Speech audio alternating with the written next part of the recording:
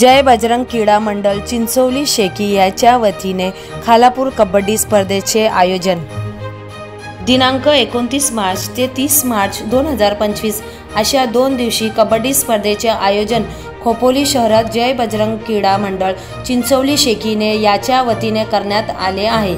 सदरील स्पर्धेचे उद्घाटन मोठ्या उत्सवात व विविध मान्यवरांच्या उपस्थितीत संपन्न करण्यात आले। यावेळी माजी नगराध्यक्ष डॉक्टर सुनील पाटील, उपनगराध्यक्ष कुलदीपक शेंडे, राजू गायकवाड, शिवसेना शहर प्रमुख संदीप पाटील, संतोष मालकर, हरीश काळे, रमेश जाधव यास अनेक मान्यवर उपस्थित होते। महाराष्ट्रात कबड्डी स्पर्धेचे आयोजन कमी प्रमाणात होते। आपल्या मातीतला खेळ असून कबड्डी खेळण्यासाठी तरुणांनी पुढाकार घेतला पाहिजे हा हेतू मनात ठेवून स्पर्धेचे आयोजन करण्यात आले असून हा पहिला वर्ष असून यापुढे सालाबाद प्रमाणे कबड्डी स्पर्धेचे आयोजन ठेवण्यात येईल। याबाबत आयोजन जय बजरंग क्रीडा मंडळ चिंचोली शेकी यांनी सांगितले।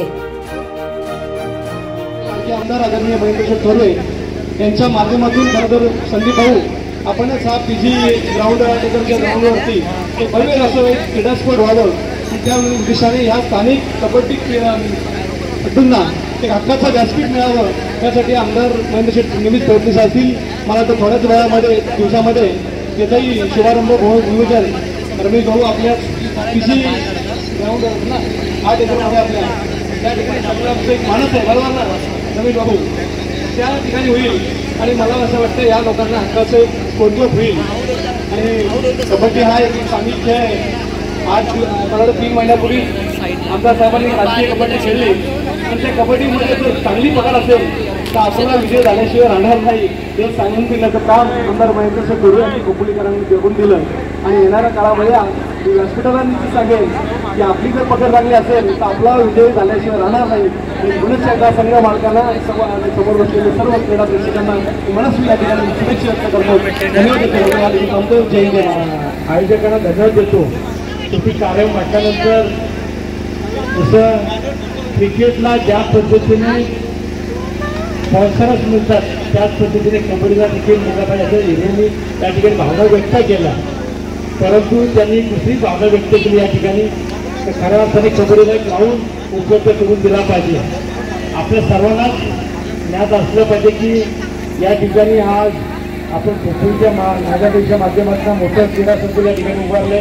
त्याचबरोबर तालुक्याला आणि शहराला क्रीडा संकुल व्हावं म्हणून आपण नगराध्यक्ष असताना आपल्याच राज्यामध्ये असलेल्या आणि आपल्या प्रोजेक्टमध्ये 100 एकरामध्ये आपण त्या ठिकाणी ते नाना धर्माधिकारी असतात होता 15 लाखाचा कार्य झाला। त्या ठिकाणी आपण एक क्रीडा संकुल जवळजवळ 5 कोटी खर्च करून त्या ठिकाणी त्याचा कंपाऊंडवाला असेल ते आपण त्या ठिकाणी सुरू केलं होतं।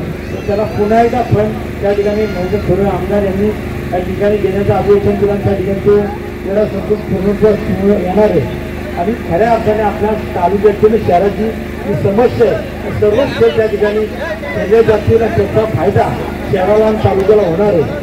परंतु आज जी काही खर्च या ठिकाणी व्यक्त केली की आपण कबड्डी संघाला देखील संघ मालक मिळत नाही पण या ठिकाणी या व्यासपीठावर बसलेले अनेक संघ मालक आमचे संस्कृती मालकर असतील, हिरवे असतील, दक्षिण जाधव असतील, अनेक म्हणजे विकास पडवळ असेल ही मंडळी या ठिकाणी तरुण मंडळी या ठिकाणी सातत्याने भाग घेत असते। ग्रामीणमध्ये आमच्या अनेक तरुण मंडळी या ठिकाणी भाग घेतात आणि अनेक कार्यक्रमाला म्हणजे गारबा या ठिकाणी देखील डोंगरावर त्या ठिकाणी कबड्डीच्या सामन्याला हजेरी लावलेले मला माहिती हा आम्हाला देखील वेळ होता। म्हणजे त्यावेळेस आम्ही शाळेत जीवनामध्ये असताना शाळेमध्ये आणि जनतामध्ये आमच्याकडे ते हा जे आज पाहिल्यानंतर ही पटरंगण ज्यावेळेस कबड्डीचा ग्राउंड असताना आम्हाला शिक्षक उभे करायचे आणि आमच्यावरती ग्राउंड तयार करून घ्यायचे। त्याच्यानंतर प्रत्येक जणांना त्या ठिकाणी म्हणजे सर्वांगीण आपला विकास झाला पाहिजे। सर्व खेळामध्ये मग कबड्डी असेल, खो खो असेल, सर्वच त्याच्यामध्ये कुस्ती असेल या ठिकाणी आपण अनेक त्या खेळांना आपण तिथे संधी त्या शाळा जीवनामध्ये आपण दिला। परंतु हे करत असताना त्याच्यावरती आता जसं भाष्य हिरोनी केलं की कुठेतरी आपलं त्या ठिकाणी आता लक्ष कमी व्हायला लागलं आहे। परंतु त्या ठिकाणी ज्या क्षेत्रामध्ये आपण सर्वांनी जर भाग घेतला तर नक्कीच ही व्यासपीठात म्हणजे सारी मंडळी आम्ही आपल्याला सहकार्य नेहमीच करत राहू। एवढं वेगळं या आपल्या कार्यक्रमाने बोलतो।